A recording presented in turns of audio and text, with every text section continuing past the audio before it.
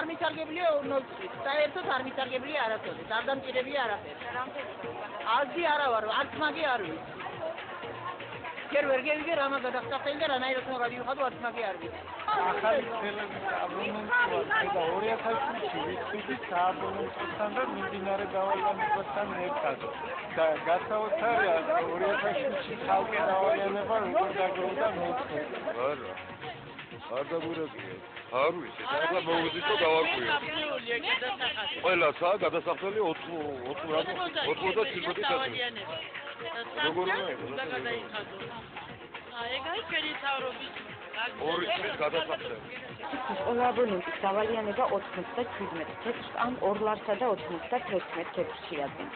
მათი დიდი ნაწილი ამბობს, რომ ტელეფონის სარგებლობის სანაცვლოდ იძულებული არიან თანხა გადაიხადონ.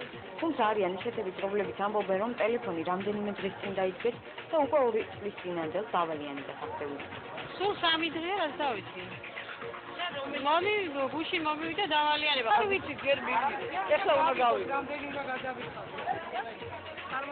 შეიძლება არ თარაფული არ აქვს. იმიტომ რომ მე არ მაქვს და მე რეპორტაჟი. აბონენტთა რიგების მომსახურებისთვის ოფიციალურად ერთი მოლარი, არა ოფიციალურად კი მეორეც მუშაობდა, რომელიც მობილური ტელეფონის საშუალებით გარკვეულ ინფორმაციებს იღებდა.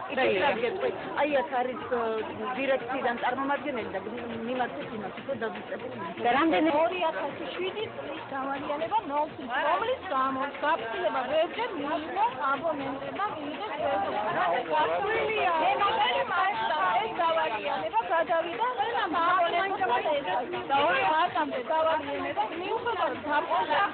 მიუხედავად რომ გავხსენი ყველა ქალაქში ფუქის არავინ გადაიხადა. და ალბათ სახელი დაგვარდა.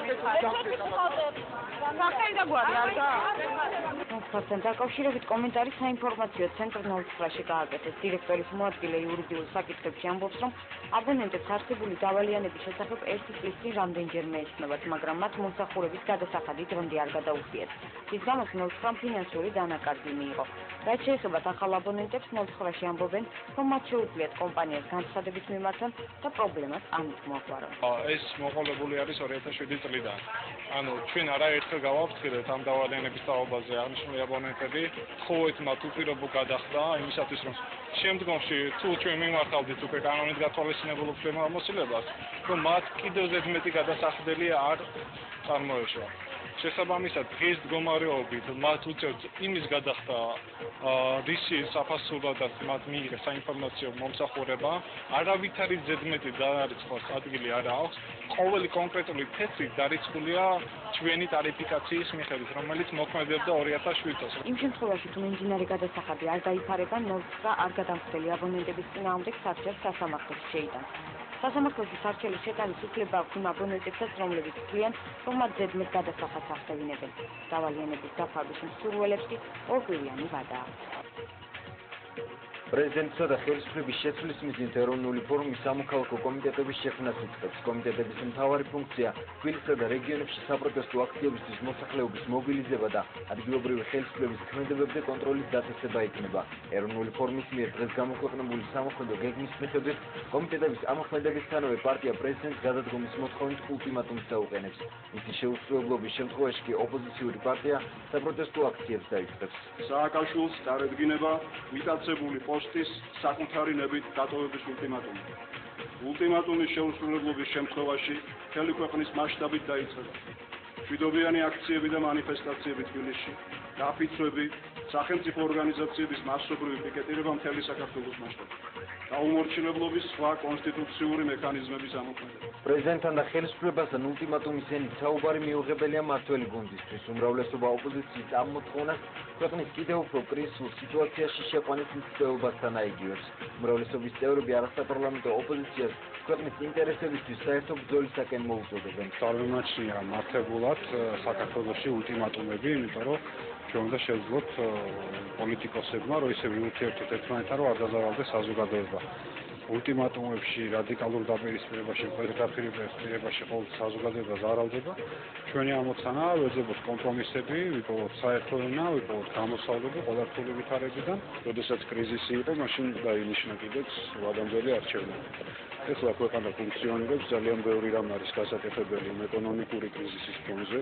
სწორედ ეკონომიკურ კრიზისს უნდა ვებრძოლოთ ერთად და არ შევქმნათ ხელოვნურად პოლიტიკური კრიზისები. ეროვნული ფორუმი ერთ-ერთია იმ პარტიებს შორის, რომელმაც პრეზიდენტის გადადგომის მოთხოვნით რამდენიმე დღის წინ გამოქვეყნებულ ოპოზიციურ დეკლარაციას ხელი არ მოაწერა, თუმცა საკუთარი გეგმა დეკლარაციაზე ხელმომწერ პარტიებსაც გადაუგზავნა. მათი ნაწილი ფორუმის მოთხოვნაში ახალს ვერაფერს ხედავს. კონსერვატორები არ აკონკრეტებენ, მიიღებენ თუ არა ეროვნული ფორუმის სამოქმედო გეგმაში მონაწილეობას. ახალი მემარჯვენეებისა და რესპუბლიკელების ალიანსი კი ამ გეგმის განხორციელებაში მონაწილეობას არ აპირებს. ჩემთვის გაუგებარია თვითონ რატომ გაემიჯნენ იმას, რასაც ვთქვათ ნოღაიდელის პარტიის გარდა არავინ არ გამიჯნია. პარტიას თავთავისი ნაფიქრი აქვს. ჩვენ ალიანსურ რეჟიმში რესპუბლიკელებთან ეს ნაფიქრი გვაქვს. შეიძლება კიდევ იმას სხვასთანაც შევაჯეროთ ამის თაობაზე და ასე შემდეგ. ასე რომ ჯობია რომ უფრო მეტი კულუარული სამუშაო გაიწვიოს ხოლმე და უფრო დიად და საჯაროდ მე ითქვას ამის თაობაზე. ჩვენი დეკლარაციაც, ეს მემორანდუმის და კიდე სხვა დოკუმენტების, რომელიც იქნა შემუშავებული, ეს გადაიქცევა სუფთა წერად, თუ არ იქნება ოპოზიციური ერთიანობა. არც ერთი გეგმის განხორციელება ოპოზიციური ერთიანობის გარეშე შესაძლებელი არ არის, ამიტომ ჩვენ ვფიქრობთ, რომ კარგი იქნება ეროვნული ფორუმის ხელს მოაწერს საერთო ოპოზიციურ დეკლარაციას. ყველა იმ გეგმებსა და აქციაში მონაწილეობას აპირებს ლეიბორისტული პარტია, რომლის მთავარი მიზანიც პრეზიდენტის გადადგომა. მიუხედავად იმისა, რომ ლეიბორისტებს ოპოზიციურ დეკლარაციაზე ხელი არ მოუწერიათ, ისინი თვლიან, რომ ქვეყნის კრიზისიდან გამოყვანის ერთადერთი გზა პრეზიდენტის გადადგომაა. ჩვენ მივესალმებით ყველა იმ პოლიტიკური პარტიის თუ იმ პოლიტიკურ პარტიათა გაერთიანების ინიციატივებს, რომელიც შეეხება სააკაშვილის გადადგომას პრეზიდენტის თანამდებობიდან და რა თქმა უნდა ჩვენ მივესალმებით ამ პოლიტიკური ერთ-ერთი მიმართულების ჩამოყალიბებას. ეროვნული ფორუმის ლიდერებმა ჯერჯერობით არიციან თუ როდიდან ამოქმედება სამოქალაქო კომიტეტები, ეს მოსახლეობასთან შეხვედრებსა და მათ გააქტიურებაზეა დამოკიდებული. მომავლის პარტიის ახალგაზრდული ორგანიზაცია ახალი საარჩევნო კოდექსის შექმნის ინიციატივით გამოდის. ამ შესახებ ახალგაზრდული ორგანიზაციის წევრებმა დღეს გამართულ პრესკონფერენციაზე განაცხადნენ, რომ ისინი მზად არიან ინტერნეტურ ყველა არასამთავრობო ორგანიზაციასთან და პოლიტიკურ პარტიასთან. როგორც პარტიის წევრები ამბობენ, ახალი საარჩევნო კოდექსის შემუშავება მნიშვნელოვანია, რადგან მხოლოდ ამით არის შესაძლებელი ქვეყანაში ობიექტური არჩევნების ჩატარება. ვუხარო, რომ საქართველოს ვერ აღმოჩნდა ყოფილი სოციალისტური ბლოკის იმ ქვეყანათა რიგში, რომელთაც შეძლეს ღირსეულად ჩაეტარებინათ სამართლიანი არჩევნები. მაღალი ლეგიტიმაციის მქონე ხელისუფლებამ კი მოახერხა აგრეთვე ქვეყნების ევროკავშირში ინტეგრირება. სხვა პოლიტიკურ და არასამთავრობო ორგანიზაციების წარმომადგენლებს და ინტერესებულ პირებს. მოგმართოთ თხოვნით, შემოგვიერთდით არჩევნებთან დაკავშირებული თემატიკის დამუშავებაში.